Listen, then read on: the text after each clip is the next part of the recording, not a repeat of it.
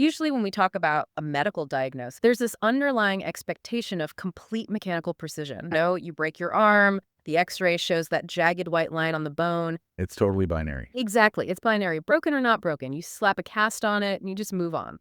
We love a clean box to put things in. But the second you step into complex biological systems like neurodevelopment or trauma or honestly human performance, that x-ray machine is essentially useless. Oh, completely useless. You are suddenly navigating these murky waters where boundaries blur, variables interact, and those clean binaries we rely on just completely fall apart. Which is precisely why so many people remain deeply frustrated with their physical progress.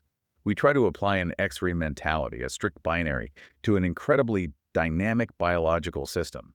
And as we sit here today, on Thursday, June 4th, 2026, getting into a deep dive on human performance science, that X-ray mentality is nowhere more pervasive and probably more damaging than in the fitness culture divide. Oh, the classic size versus strength debate. Yes. For 50 years, the magazines, the algorithms, the entrenched gym dogmas, they have forced you into this false dichotomy. Right. Path A is the hypertrophy route.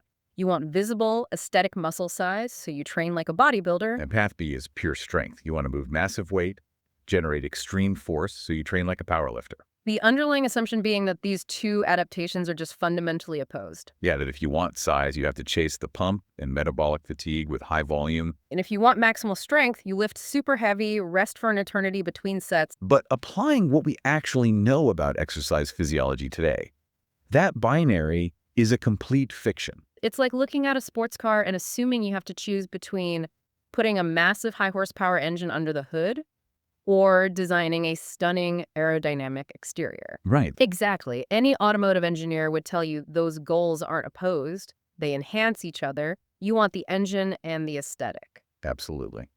And today, our mission for this deep dive is to extract the mechanisms from some of the top-tier minds in performance. We're talking Dr. Andy Galpin, legendary strength coach Pavel Tsatsouline, and the coaching team at MyProtein. Some heavy hitters. Oh, yeah. Yeah. And we are going to use their work to give you the absolute physiological proof that you can and structurally should train for both size and strength concurrently. But to do that effectively, we have to look way past the surface level advice of just lift heavy or chase the burn. We really need to unpack the cellular and neurological mechanisms governing these adaptations.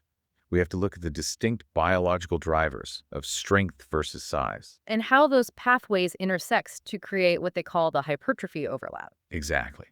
And also the precise neurological sequencing required to demand both adaptations in a single training session without triggering systemic interference. We're also going to dissect the actual mechanics of failure, Yeah, that's a big one. because the tools you use to express maximal strength are fundamentally different from the tools you should use to safely take a muscle to true failure. And we'll break down the incredibly distinct recovery timelines of your central nervous system versus your muscle tissue. And ultimately, we are pulling all these physiological threads together into a concrete, highly actionable weekly blueprint just for you. Which I think most of us do.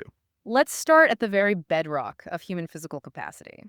When we look at Pavel Tsatsouline's work, he heavily references Professor Yuri Verkhoshansky.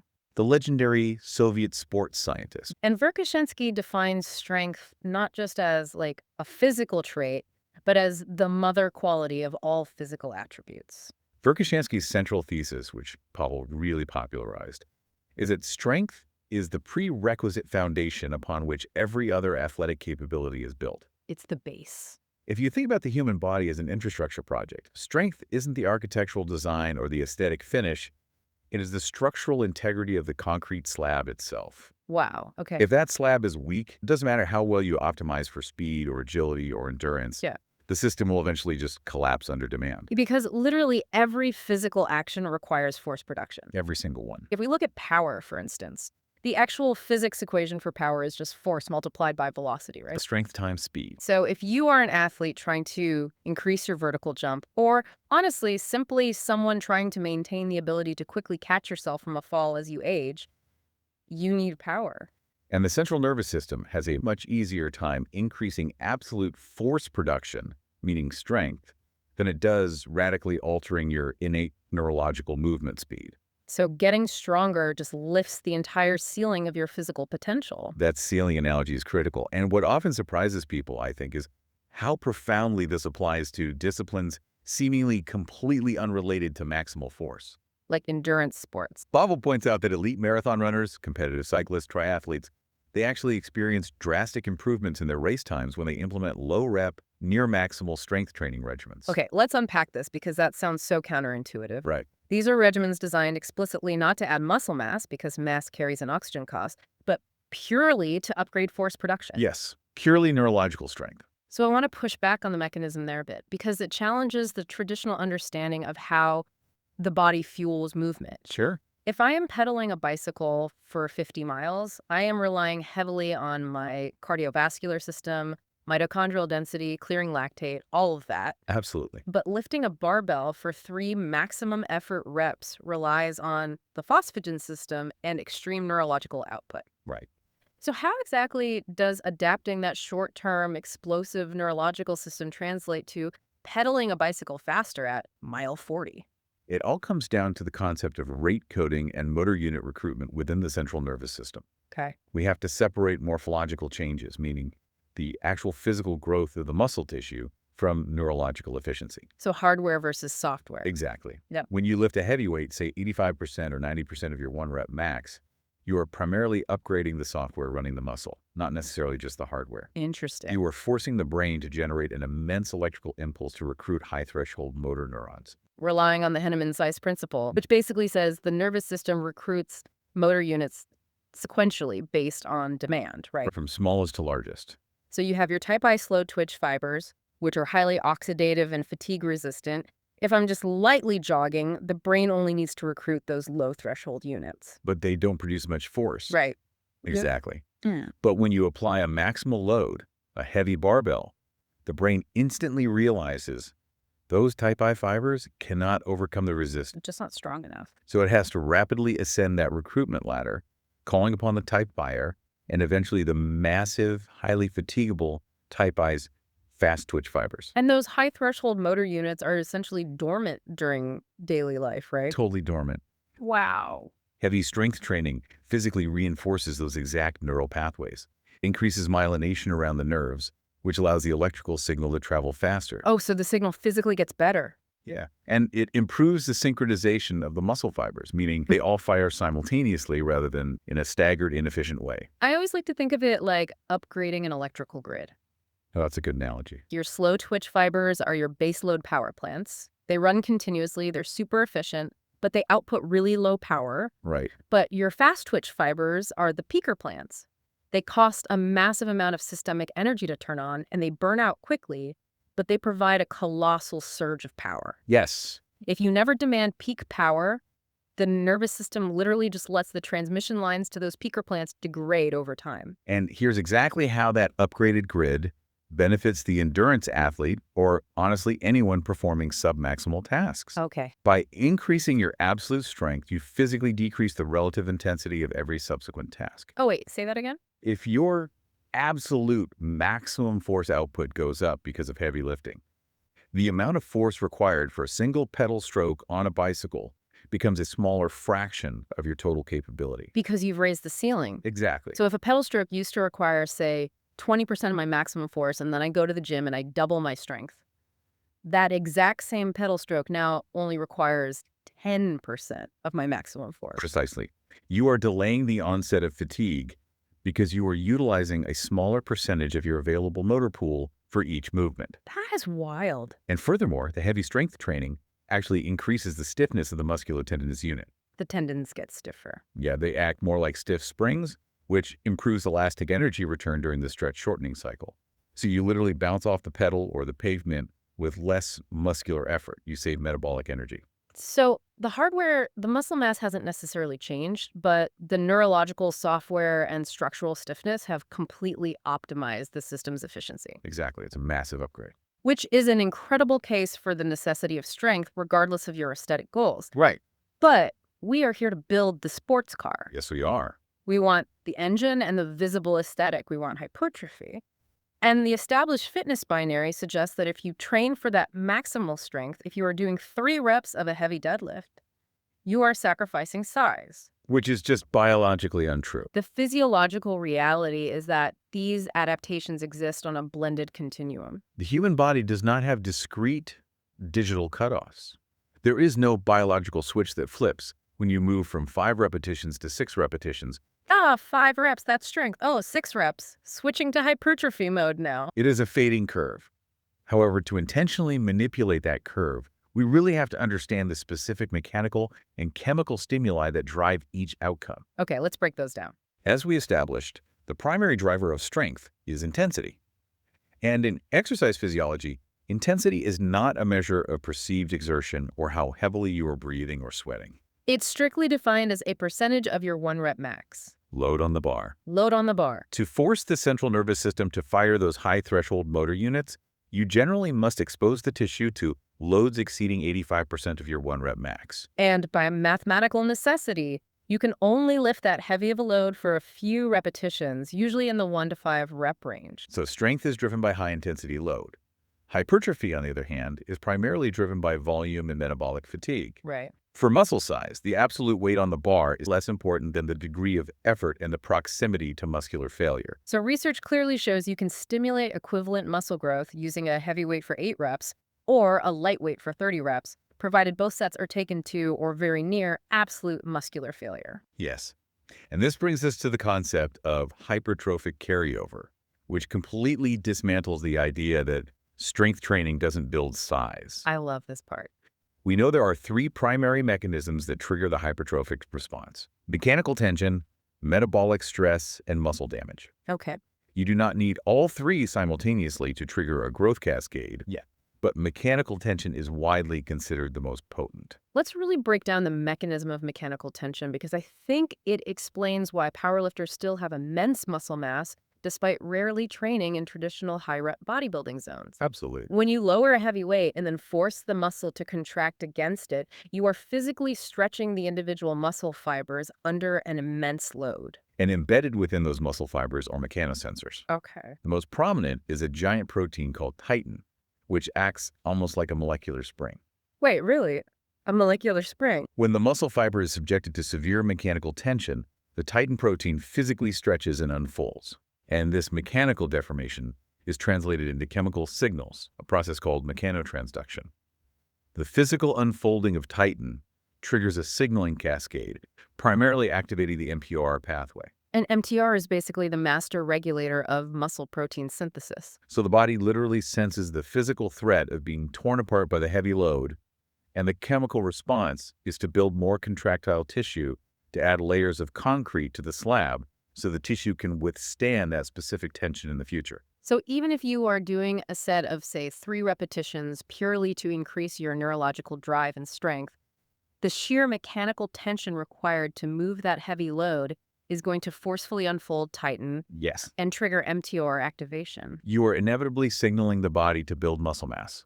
You get the strength upgrade and you get a baseline of hypertrophic carryover simply because the load is heavy. Okay, so that covers mechanical tension. But if we want to maximize the aesthetic, we have to address the other 2 drivers: metabolic stress and muscle damage, right? Metabolic stress is the biological reality behind the pump or the burn that bodybuilders talk about, right? When you perform higher volume work, say 15 to 25 repetitions, you are relying heavily on anaerobic glycolysis to produce ATP. Okay. And a byproduct of this energy system is the rapid accumulation of metabolites within the muscle cell. We're talking lactate, inorganic phosphate, and particularly hydrogen ions. And those hydrogen ions drop the pH level inside the muscle, which is what creates that intense burning sensation. Yes, you are creating an acidic environment. But more importantly, this massive accumulation of metabolites actually draws fluid into the muscle cell through osmosis, causing severe acute cellular swelling. The pump. The pump. And the physical swelling of the cell membrane threatens its structural integrity, which serves as another really potent survival signal to the body. It activates the MTR pathway independently of mechanical tension. Exactly. Stimulating protein synthesis to reinforce the cell membrane. So then we have the third driver, which is muscle damage. This is the actual microtrauma inflicted on the sarcomeres, usually during the eccentric or lowering phase of a lift. And the immune system responds to this trauma with an inflammatory cascade, dispatching macrophages to clear out the cellular debris. And crucially, that localized damage activates satellite cells. These are essentially stem cells that just lay dormant on the periphery of the muscle fibers. When the tissue is damaged, these satellite cells activate, they proliferate, and they physically fuse to the damaged muscle fibers. They donate their nuclei. They donate their nuclei to the muscle cell, which permanently increases that cell's capacity to synthesize protein and grow larger over time. So we have these distinct but overlapping physiological mechanisms. Heavy loads trigger mechanical tension via mechanotransduction. Right. High reps trigger metabolic stress via cellular swelling and acidosis. And controlled eccentrics trigger satellite cell activation via muscle damage. Yes. But here is where Dr. Gelpin's research introduces a variable that fundamentally changes how we approach execution: intentionality and the motor cortex. What's fascinating here is this intersection of neurology and physiology.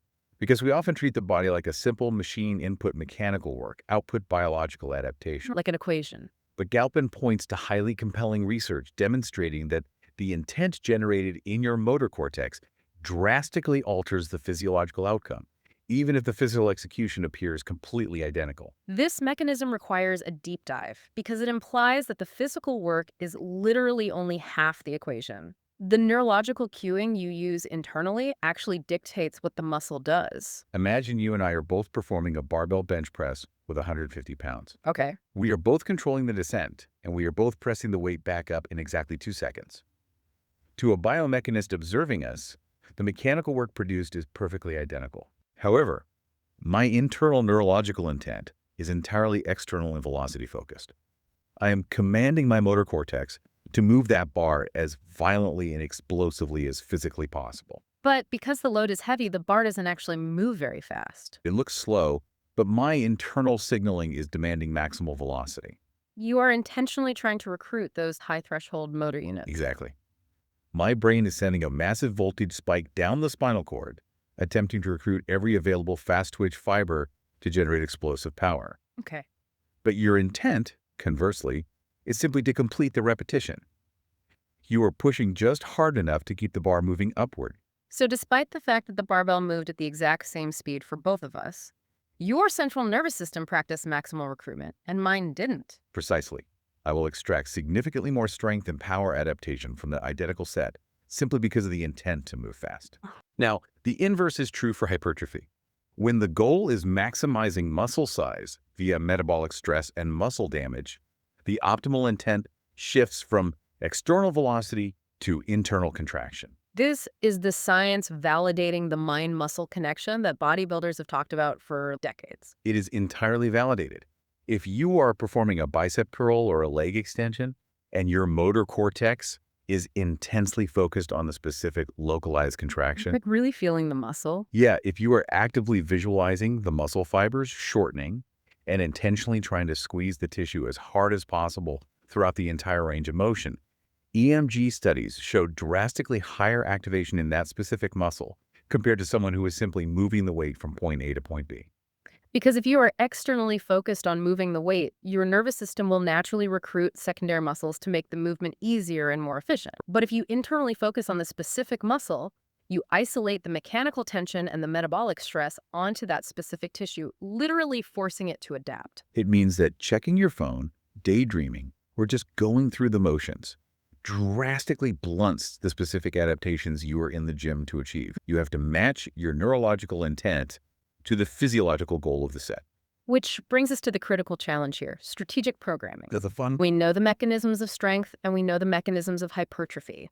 But we are demanding two wildly different biological processes. Yeah. We want the maximal neurological drive of lifting heavy weights explosively, and we want the severe metabolic fatigue of pushing a muscle to absolute failure. Right. If you try to do both haphazardly, you trigger massive systemic interference. So how do we marry these two adaptations in a single session without them just cannibalizing each other? The absolute non-negotiable golden rule of concurrent training sequencing is this. You must prioritize the central nervous system. Period. Period. Yeah. You always start your session with heavy compound movements designed to build strength and neurological drive when you are at your absolute freshest. Because central nervous system fatigue is systemic and profound. And we should clarify, when we talk about CNS fatigue, we aren't talking about the muscle tissue feeling tired or burning. No. We're talking about the actual electrochemical capacity of your brain and spinal cord to send signals to the neuromuscular junction. Exactly. During sustained exercise, especially high-volume hypertrophy work that generates large amounts of metabolic byproducts, several things happen neurologically. Okay. One major factor is the accumulation of ammonia, which is a byproduct of amino acid breakdown. It can actually cross the blood-brain barrier and directly impair motor cortex function. That's crazy. And furthermore, the constant firing depletes neurotransmitters like acetylcholine at the neuromuscular junction. So the signal literally degrades. The signal degrades. If you walk into the gym and start your workout with high-rep isolation exercises, say 4 sets of walking lunges and leg extensions taken to failure, you generate massive localized metabolic stress and systemic CNS fatigue. Yeah. Your muscles are flooded with hydrogen ions, and your motor cortex is already dialing back its output to protect the organism. So if you then attempt to put 85% of your max on a barbell and perform a heavy back squat, Your nervous system will literally refuse to recruit the high threshold motor units required to move that load safely. you physically cannot express maximal strength if the CNS is pre-fatigued. The heavy weight will feel crushingly heavy, and you expose yourself to a massive risk of injury. Therefore, the sequence must respect the neurology. You perform the heavy compound lift first. You focus entirely on intensity and external intent. Start heavy. Start heavy. Here's where it gets really interesting. Dr. Gelpin offers a beautifully distilled framework for this called the 3 to 5 protocol. It's an incredible framework. Let's break down the specific physiology of why the 3 to 5 protocol works so well. The framework is 3 to 5 exercises per workout, 3 to 5 reps per set, 3 to 5 sets per exercise, and crucially, 3 to 5 minutes of rest between those sets. That rest period is the variable people struggle with the most because it feels totally counterintuitive to fitness culture. People hate resting that long. They do. Yeah. We are conditioned to believe that if we aren't sweating and panting, we aren't working hard. But strength is not an aerobic pursuit. Right. When you lift a heavy weight for 3 reps, you completely deplete the intramuscular stores of ATP, adenosine, triphosphate, and phosphocreatine. The immediate high-octane fuel source. Exactly. And unlike the aerobic system, which produces energy slowly but continuously, the phosphagen system requires absolute rest to regenerate. Like complete stillness. Yeah, it takes approximately 3 to 5 minutes for the creatine kinase enzyme to fully synthesize new ATP and restore your cellular energy to 100%. So if you cut that rest period to 60 seconds because you want to keep your heart rate up, You walk into the next set with only 60% of your energy restored. rah, You will inevitably fail the lift, not because you aren't strong enough, but because you biologically lack the chemical fuel to execute the contraction. wow. So you start the workout with the 3 to 5 protocol on a compound lift. Heavy load, low reps, external intent, massive rest periods. You practice the skill of strength. Yes. Once you have stimulated that high threshold neurological adaptation, the heavy work is done.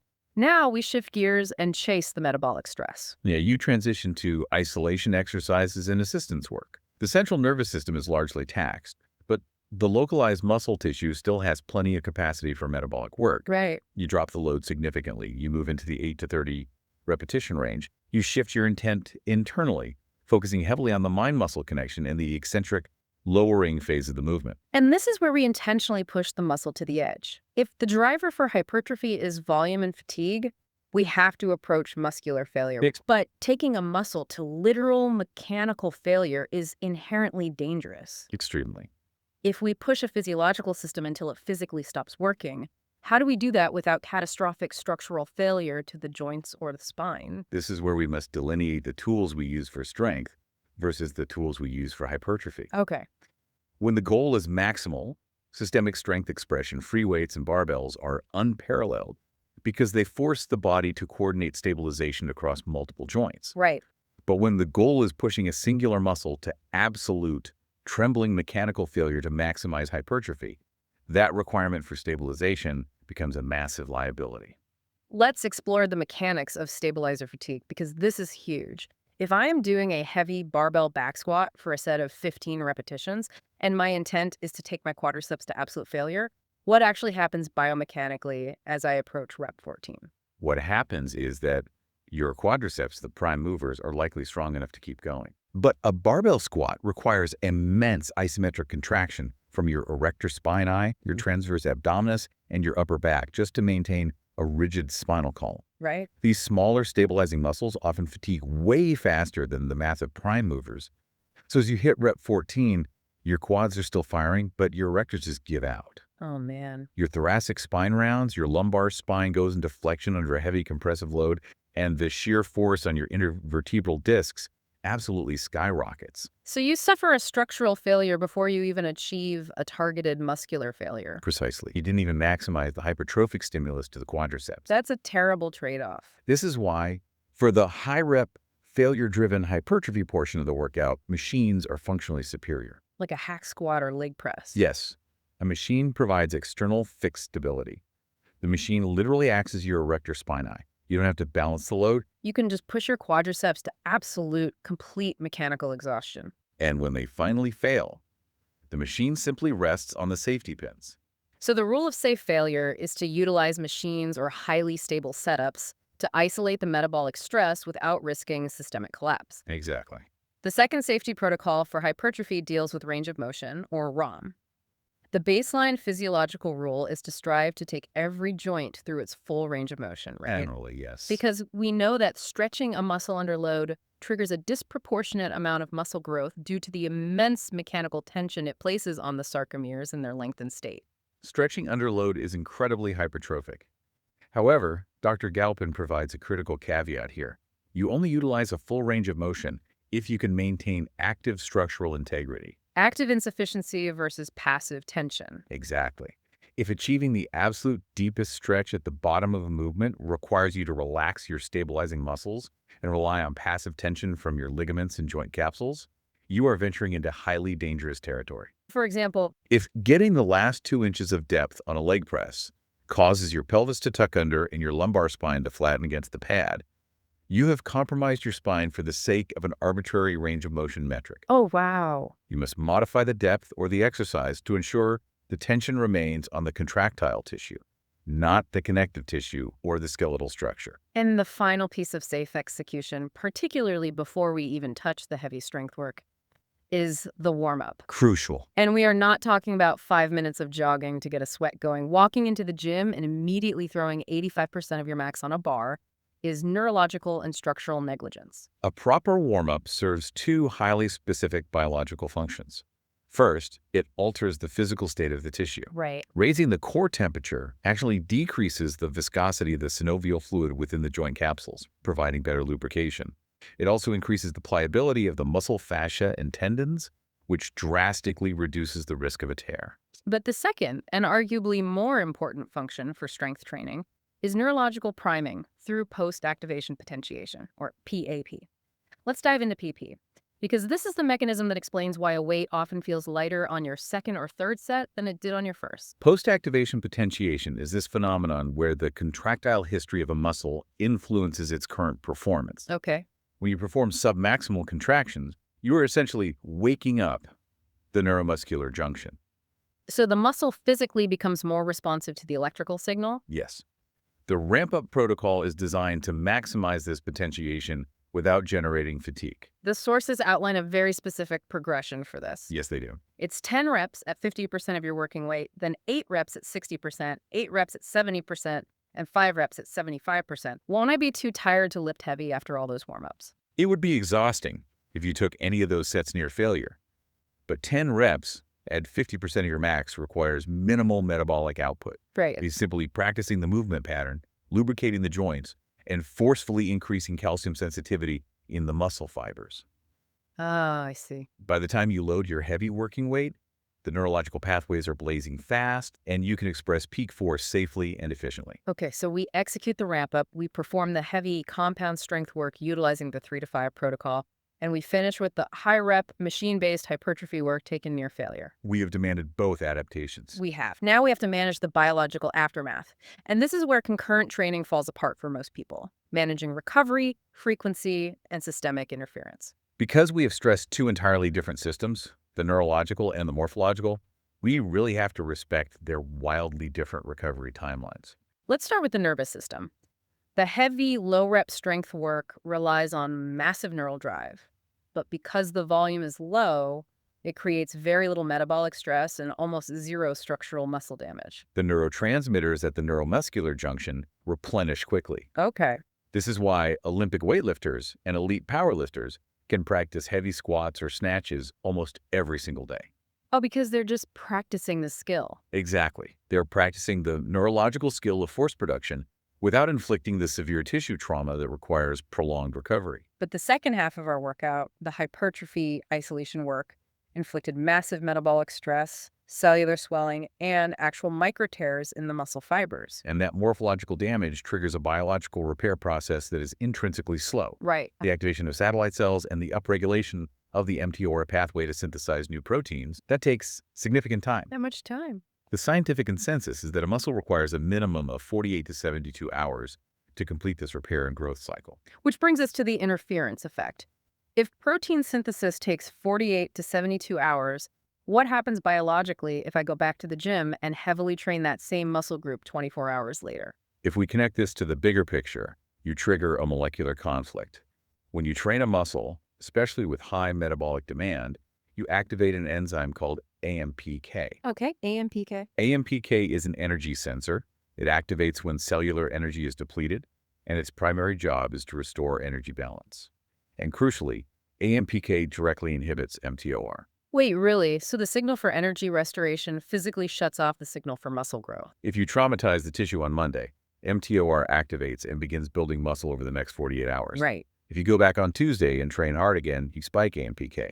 The body senses an energy crisis, halts the costly process of building new tissue, and devotes resources entirely to recovery and survival. You interrupt the growth cycle? You are doing twice the work and yielding a fraction of the actual hypertrophic adaptation. Man, so frequency is a really delicate balance. We need enough stimulus to trigger growth, but enough rest to allow the 72-hour cycle to actually complete.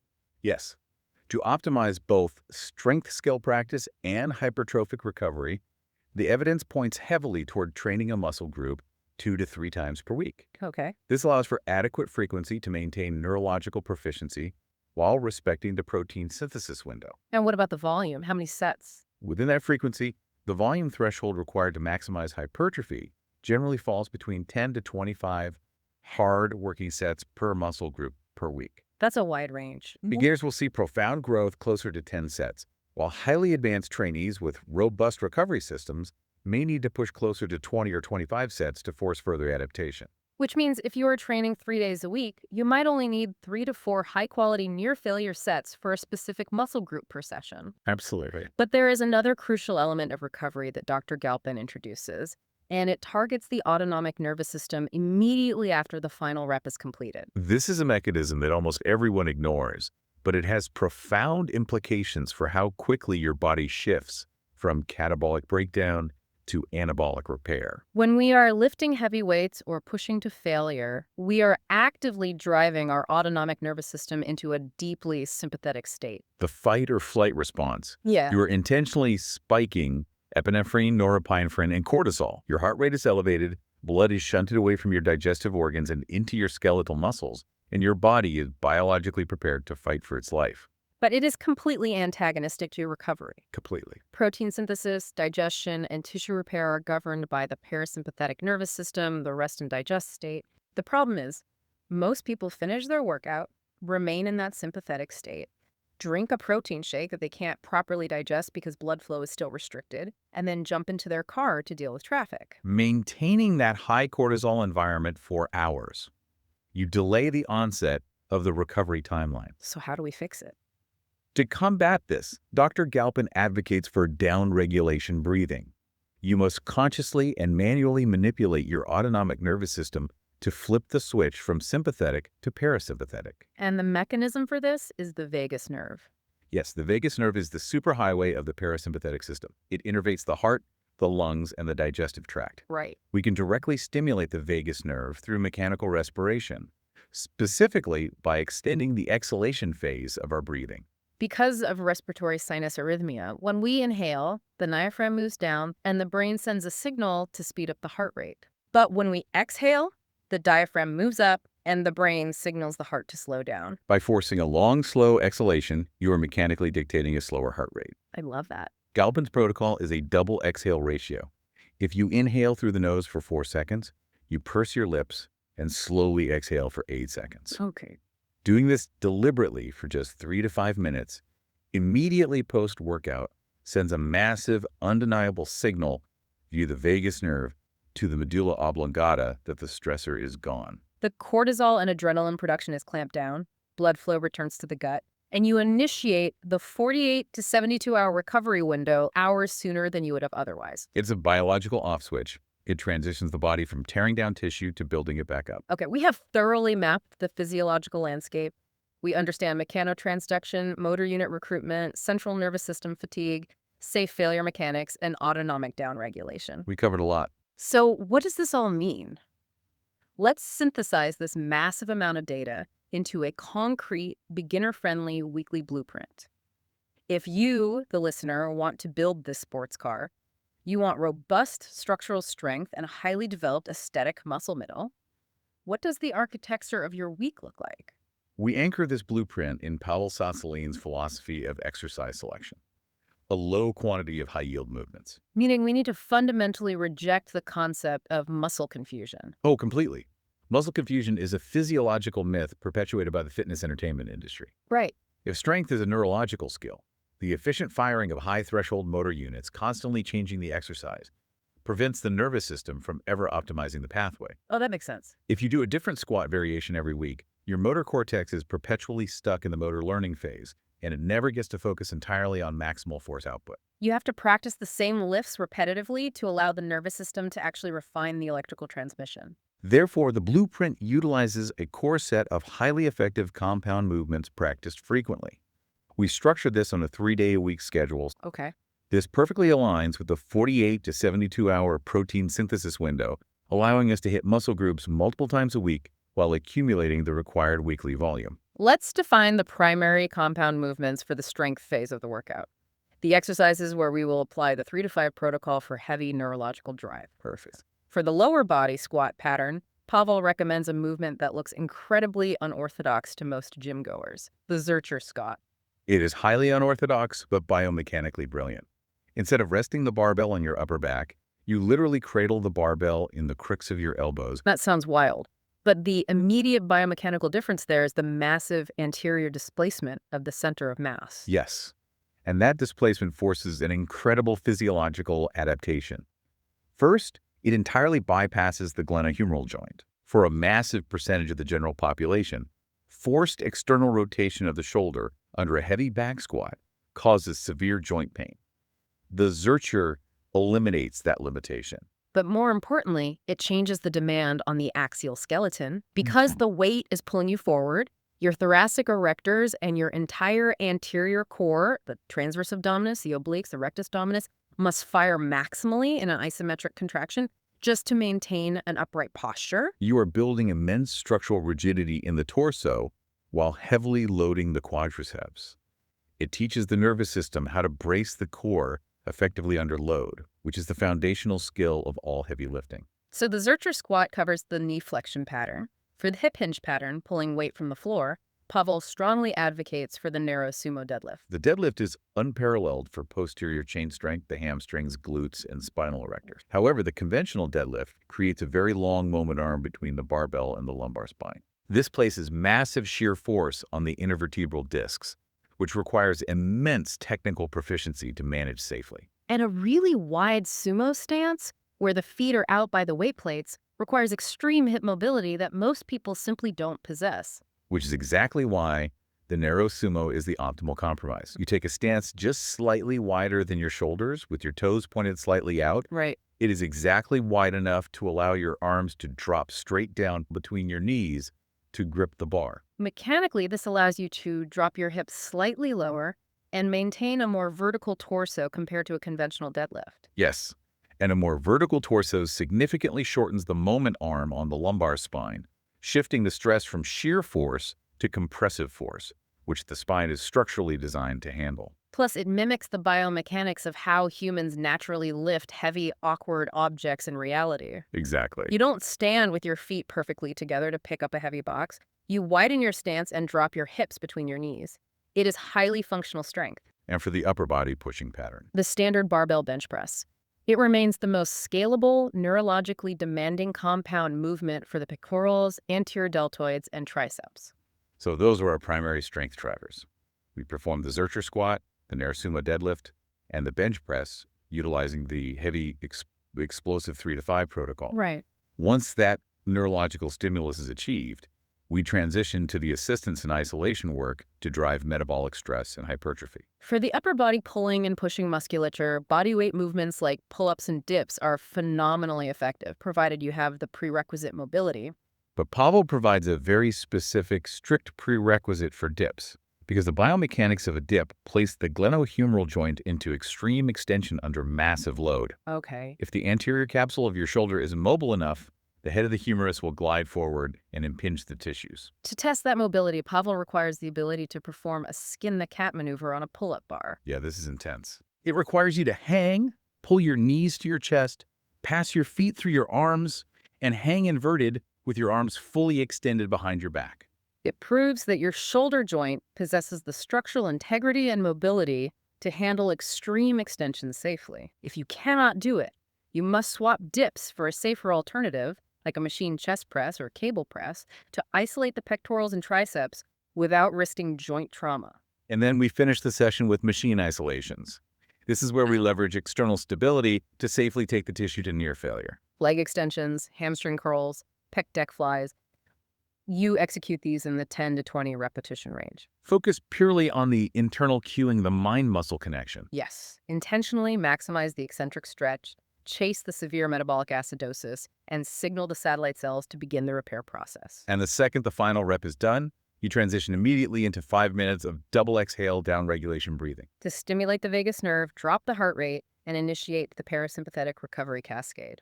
It is an incredibly cohesive, biologically sound approach to human performance.